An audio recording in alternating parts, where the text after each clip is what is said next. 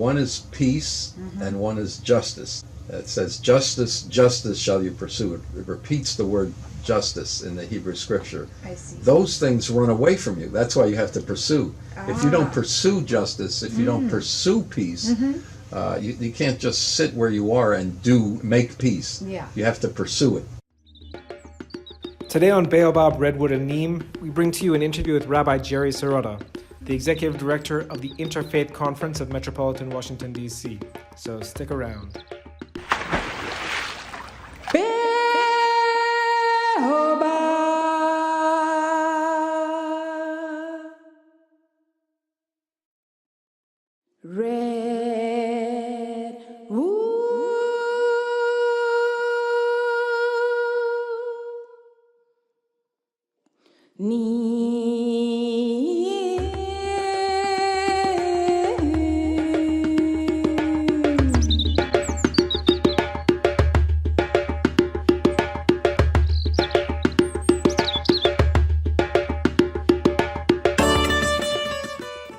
The past week has seen a number of incidents of hate crimes in the USA. People are being targeted because of their race, their religion, their sexual orientation, or their migration status. The situation is bad enough, but when political leaders think that they benefit more by dividing people than uniting them, things can get even worse. Undoing this damage requires us to talk to one another at a community level. That could mean learning about one another's beliefs, participating in rituals and celebrations, or sharing food. Dialogue between communities should be a permanent feature of society. It should be pushed for in one's own place of worship. It should be encouraged in schools. It must include interfaith action on social issues such as poverty, wellness, and action for political change. While many people engage in interfaith dialogue, they shy away from these issues. What's the point of interfaith dialogue if we refuse to stand up to the politics of hate which divides us in the first place? Some organizations do both. Today, we bring you an interview with Rabbi Gerry Serotta, Executive Director of the Interfaith Conference of Metropolitan Washington. In addition to work on broader social justice issues like climate change, the Interfaith Conference keeps a directory of emergency service providers who work on the front lines of ensuring justice and peace on a daily basis in their communities. Hi, Rabbi Gerry. Thank you so much, Shireen. Lovely to be here and with you here in my office at the Interfaith Conference. Yes, it's lovely and it's a lovely office. Thank you for joining us. Pleasure. I'd like to introduce to our viewers something that you wrote, which really appeals to me.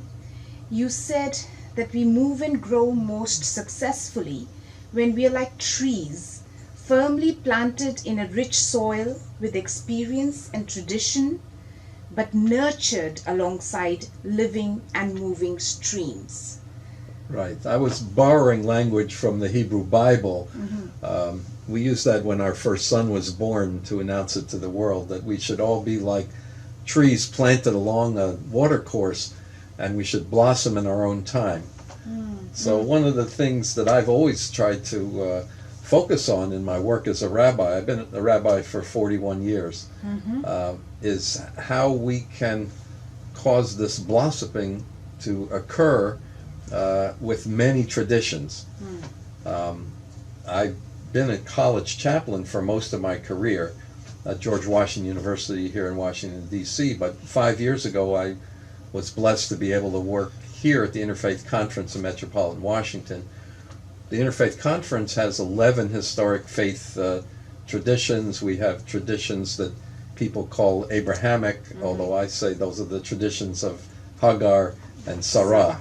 Right. What would Abraham would not have been very successful as an ancestor of religion unless there was a wife, in this case, absolutely. 2 wives. Yes.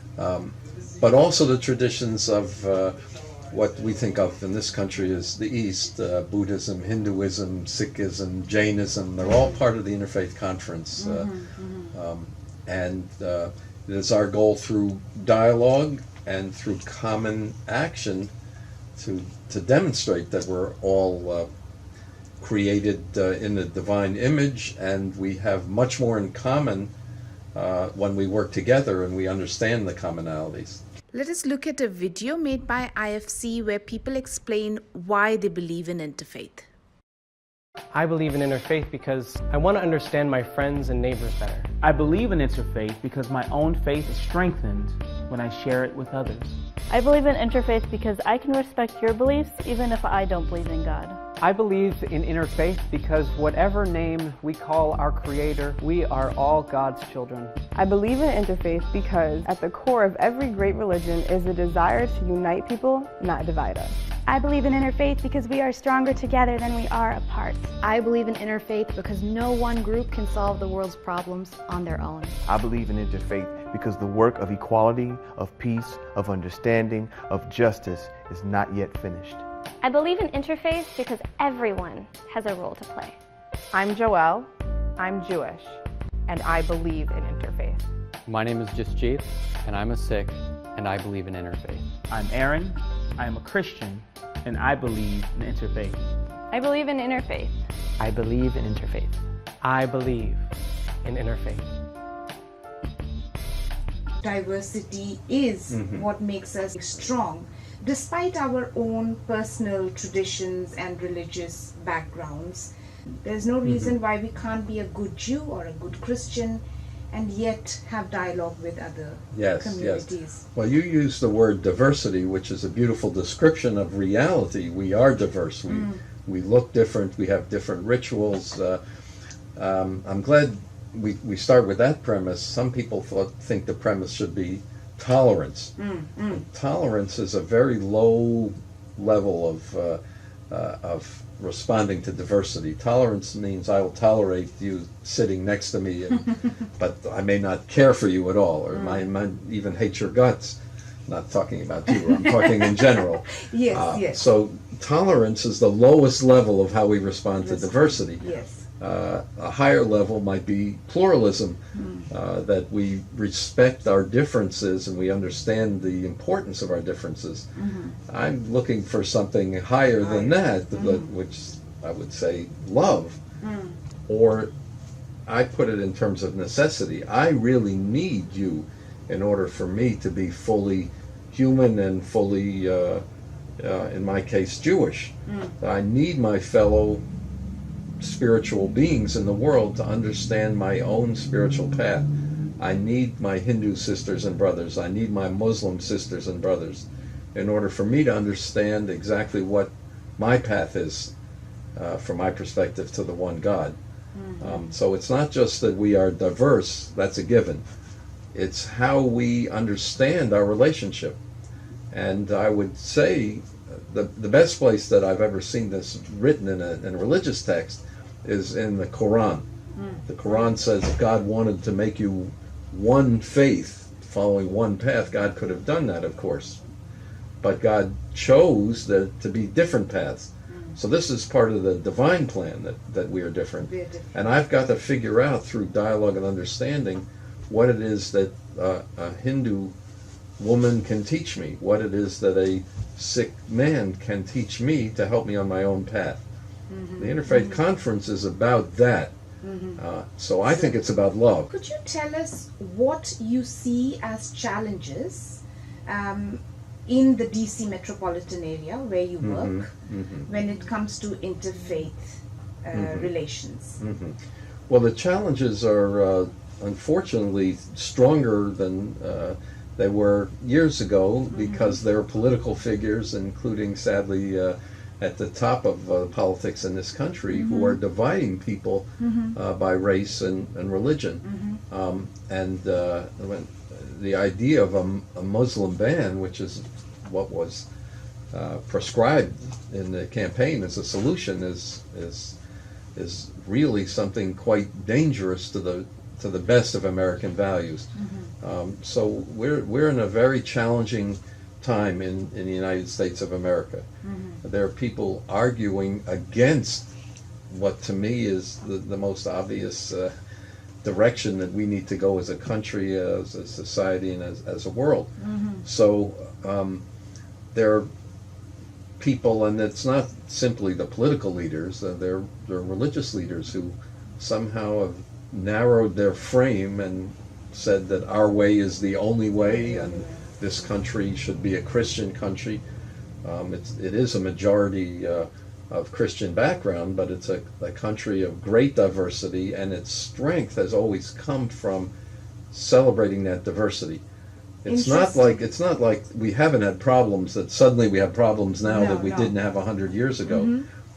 America has both values, and it has a sad history of xenophobia, waves of xenophobia, and we're in one of those times when there's a real hatred of difference, and it's a grave challenge. I think of America as a model, potentially as a model, but with a very imperfect model. Yeah, and unfortunately we are living in these times, so even though there have been waves, we were not there. A lot of us were not there. Right. So when you live through a phase in history, it is somehow more powerful. In this country, as you say, things have become a lot worse than they were, which also poses challenges to an interfaith organization like yours, because you have to move forward with everybody around you. So how do you face this challenge? Two things that brings to mind. First of all, with those challenges comes the natural resistance. We have people calling us almost every day. How can I respond? How can I demonstrate to my neighbors that I really do care about them?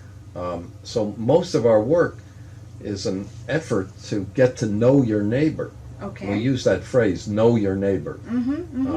This year we're talking about bring your neighbor when we do a unity walk. We do a unity walk among 11 different houses of worship on Massachusetts Avenue. We're also going into the neighborhoods of Washington and trying to get people to respond to their neighbors, to pray with their neighbors, to do social service with their neighbors.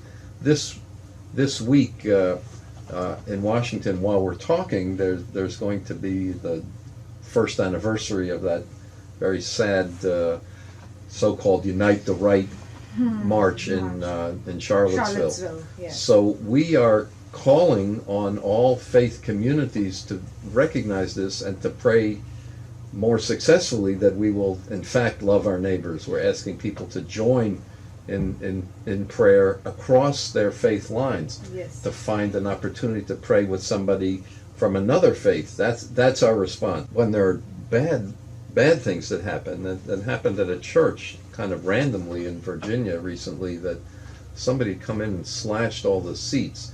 So we helped them put together a healing ritual, and in the room were their Jewish, their Sikh, their Muslim neighbors, as well as all flavors of Christianity. I see. So there's the positive thing that we can do to respond when there is hatred, when there's a particular action or act that happens. So we're going to respond, but we're not waiting for bad things to happen. We are proactive. The Unity Walk is an example of that. We also do dialogues.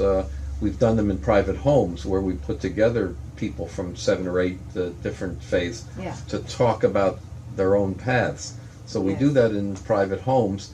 Last year we decided we would also try to do them in houses of worship that most people hadn't been, in the Sikh Gurdwara in Washington. I heard that was a huge success. Yes. So they would learn about Sikhism, and they would also then break into small groups and talk about their own background. We did it at a Hindu temple in Montgomery County, Maryland last year as well. How do you get somebody to come to a church that was vandalized, somebody who's not from the Christian community? How do you get those people into the church? Is it done through the various places of worship, or do you have a big email list, or how does it actually work? Yes, we do have an email list, and we've been gathering a group of people whom we call Solidarity Neighbors. That's what I want to know. Yes. So tell me about them. Yes. So we've been enlisting from the grassroots people who want to respond in this way from various faiths. So we don't necessarily go to the faith community and say, can you advertise that the program is happening at this church?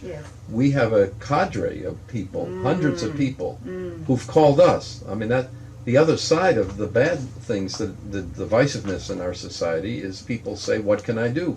So we say you can become a solidarity neighbor, and you can be ready to be called on if some world event happens and there's some prejudice expressed against Muslims in our community.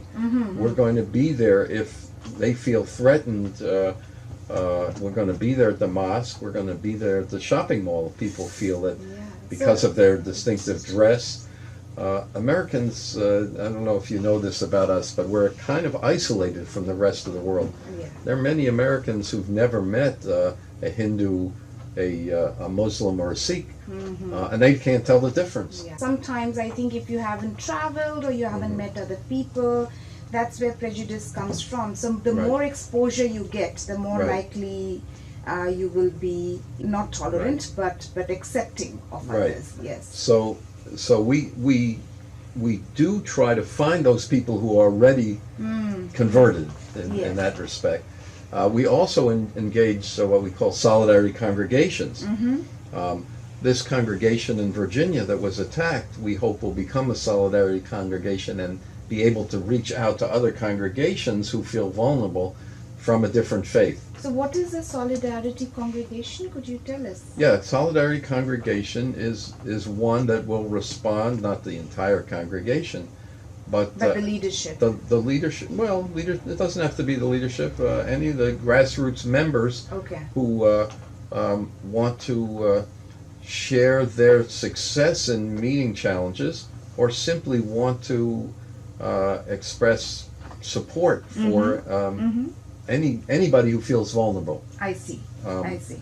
The Sikh men wear distinctive dress. Yes. And Muslim women wear distinctive dress in this country. Those are two groups that frequently are targeted, and we are not going to tolerate that. The country is moving in two different directions. That's the sad part. The real challenge to us is to speak to those people who aren't and don't understand the virtues of pluralism, and whose view of their own faith is very narrow. Is very narrow. So our challenge now, we're not a national organization. Our challenge is to reach out to those people and first acquaint them with their neighbors, and do a program where we have an outreach to the evangelical Christian community, which I don't want to stereotype any particular community, but it has a lower percentage of folks who would agree with me and you. Yes. Right. And Rabbi, tell us, how do you see things changing in this country, especially in areas where there has been a lot of violence against minorities, and also bring in your views on racism in this country, not just religious intolerance, but racism? Yes, well, the churches in particular, I'm speak about Christian churches specifically, almost all of them have developed a program to combat racism. I see. The National Council of Churches had such a program. The Archdiocese, the Catholic Archdiocese of Washington, Cardinal Wuerl, wrote a pastoral letter on the subject, and we're focusing on it because in America, the issue of religious difference overlaps the racial difference. People who seem different racially, or there's bigotry expressed against them quite openly these days. Right. So you're asking me what's going to happen? I don't know. I mean, this society has to get on to the other side of that issue. It's a serious spiritual question for the American church and the American synagogue and the American temple. You started with a word that's important to me, which is hope. There's optimism and there's hope. So as a religious person, I don't have a choice in this matter. I'm not a political scientist. I'm a rabbi. So I have hope and faith in the people. And the immediate response to the Trump administration's Muslim ban and other acts of prejudice related to immigration is an overwhelming response of people who want to demonstrate the opposite. Yes. And it's not accidental that we call our response team solidarity neighbors and solidarity congregations. That's what the baseline of change will come from people expressing their solidarity with people who are different from them. That is the hope of this country, that the majority does not accept singling people out because of their religion or their color or their ethnic origin or their nationality or their gender, for that matter. But that's the aspiration. Yes. The aspiration of this country is to be a model of pluralism. Most of the people who founded it were Christians, but they were dissident Christians. They weren't accepted by the majority in their country, and that is the Westerners. The Native Americans had both the models of solidarity and models of conflict. The challenge to those of us, the people of faith, and it's not just the Western faith, although I blame them more than I do the Eastern faiths, it's a challenge within each of our religious faiths for looking for the sources of pluralism within Judaism, or emphasizing those, because almost every religious tradition has a sort of ethnic core that can lead to a kind of chauvinism. So each religion, more the Western religions, have a particular dimension and a universal dimension, but both are there. I mean, we are all human beings. Before there were religions, there was the original human beings. And we need to understand that in that sense we are, in fact, all brothers and sisters. Yes. And talking about brothers and sisters, I would like to talk a little bit about Palestine. And I know that IFC does not work on international issues, but you, as a peace worker and somebody who's actually a theologian and has worked as a chaplain and a rabbi in universities, which often have international students, and I would like to know your views about what is happening in that part of the world. And in particular, I would like to talk about what in South Africa we refer to as apartheid, because for us, what is happening in that region is apartheid. Right. So you asked me, and when I said brothers and sisters, you know who I was thinking of? I was thinking of my brothers and sisters in Palestine. It's exactly what was on my mind, because as a Jewish person, I feel that the Palestinians are at least my cousins, if not my brothers and sisters. So that is a great tragedy. Most of my career as a rabbi, most of my life, I've been working on trying to bring Palestinians and Israelis together. It's a family quarrel, and sometimes family quarrels are the most painful and the most difficult to solve, although I think there is a political resolution if there could be a human resolution. I don't think it's possible for somebody to be pro-Palestine without being pro-Israel, and I don't think it's possible for the converse to be pro-Israel and not be pro-Palestine. So I think one has to support both sides. The reality is that Israel is in control of most of the territory, if not all the territory, where the two peoples have to thrive. A political solution is possible if we can respect the human rights and the dignity of the other side. But any person who's advocating on only one side is likely to be part of the problem and not part of the solution.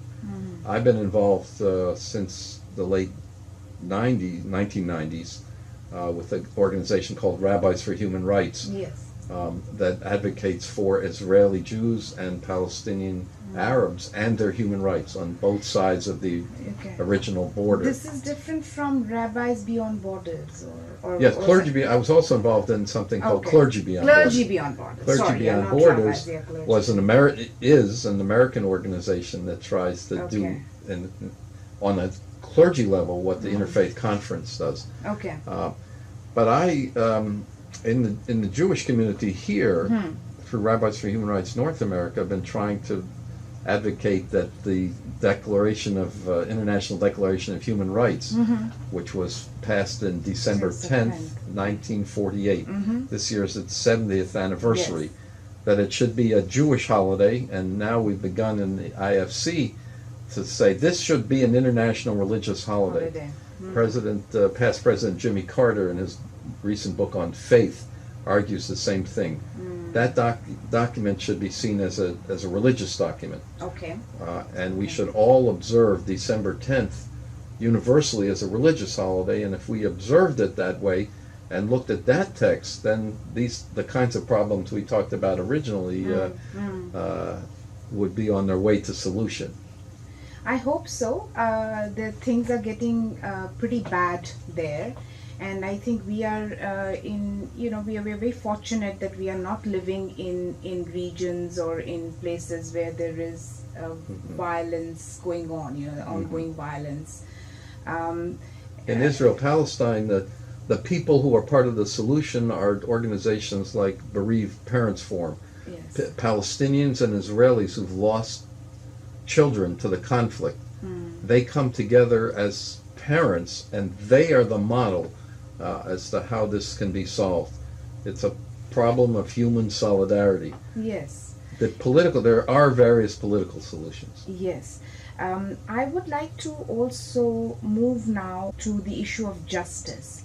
On your website, you are quoted as saying, IFC strives to nurture understanding, build community, and advance justice for all peoples. And of course, we have talked about nurturing understanding, we've talked about building community. We did touch upon justice in terms of like a particular community being persecuted and how we deal with that. But for me, the issue of justice is also at the heart of religion. Almost every religion in the world has the element of justice in it. And I would like you please to talk to our viewers and listeners a little more about justice in religion. Being a theologian, you'd be able to talk more about it. In the Hebrew Bible, there are two things that we're commanded to pursue. Okay. A lot of things that we're supposed to do. We're supposed to take care of the poor, the vulnerable, the orphan in our society, the needy. That's something we're commanded to do. But two things we have to pursue. One is peace and one is justice. It says, justice, justice shall you pursue. It repeats the word justice in the Hebrew scripture. I see. Those things run away from you. That's why you have to pursue. If you don't pursue justice, if you don't pursue peace, you can't just sit where you are and make peace. Yeah. You have to pursue it. Yeah. Seek peace and pursue it. Yeah. Otherwise, like we're the president and say our prayers and thoughts are with the family. We pray for peace, but we don't pursue it. So those are the two things, and of course they're related. In this country, the chant is no justice, no peace, and that's true. Justice is a prerequisite for peace. People who feel that there's no justice in their situation, it's hard for them to be peacemakers. Yes, peacemakers, peace builders. Yes. So in the Interfaith Conference, our focus is on, because we're regional, on doing justice in terms of economic well-being, in terms of access to resources. So we publish a directory of emergency services for food, shelter, clothing, whatever is needed. So that's one of the ways that those of us who feel it as a biblical mandate, that's one of the ways we do it, to make sure that people can access the services. Similarly, the issue of immigration is one, welcoming the stranger. I mean, there's no clearer mandate, and that's not simply a Western biblical value, and I've seen it in every Vedic tradition, that if there's somebody there who is not part of your community, you're going to pay special attention to them. Oh, for the Western, I mean, the whole basis is Ibrahim and Sarah, whose tent was welcome to anybody who was wandering by, and that means the immigrant, the person who was not like you. The Hebrew scriptures say that, and certainly Christianity and Islam have inherited it. Yes. But there's no Eastern tradition that doesn't have that openness to the one who's in need, who's indigent. We look for those values we have in common. There are a few issues there where there's not 100% agreement Yeah. on the members, within the members of an interfaith conference, and then those issues we don't work. If you were to talk to people who are working in other parts of the world today on interfaith dialogue and understanding, what is something that you, from your experience, would like to share with them that makes them stronger? And I mean beyond, you know, things like, well, love your neighbor, or, you know, like make sure you have an open heart. And but for actual peace workers, what is your one advice that may save them time? or a few pieces of advice, you know, we don't mind if it goes on longer. Well, the first thing is to find the resources within your own faith or your own ethnic group that will give you the most courage in this work. The work is a challenge. Is a challenge.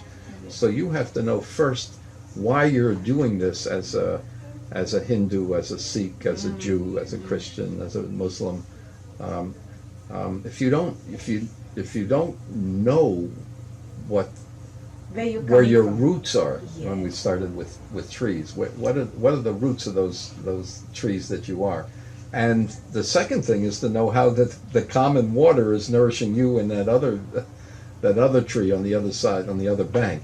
So you have to need beautifully both said. of those. You need both of those, or you can't engage in this kind of work.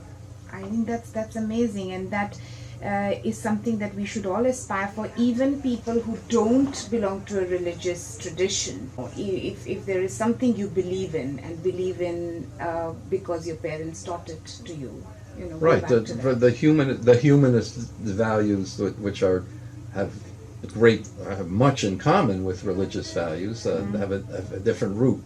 Their ultimate faith is in humanity, and my ultimate faith is beyond humanity. But the values we may share in common. But the process of thinking about where your roots come from, and therefore how you're going to grow, we do share in common. Rabbi Gerry, you know, it's an honor and a pleasure. My pleasure. To speak to you. My pleasure. Thank you. Thank you for your work. Thank you. I'm gonna lay down my sword and shield. You've been listening to Baobab, Redwood, and Neem. Your host has been Shooting. Camera and editing by Samir Dosani. Song is by Shooting. The music is by Jeremy Karodia and Samir Dosani. The art is by Lal Bahadur Singh. And this has been a Peace Visual production. Oh, no more.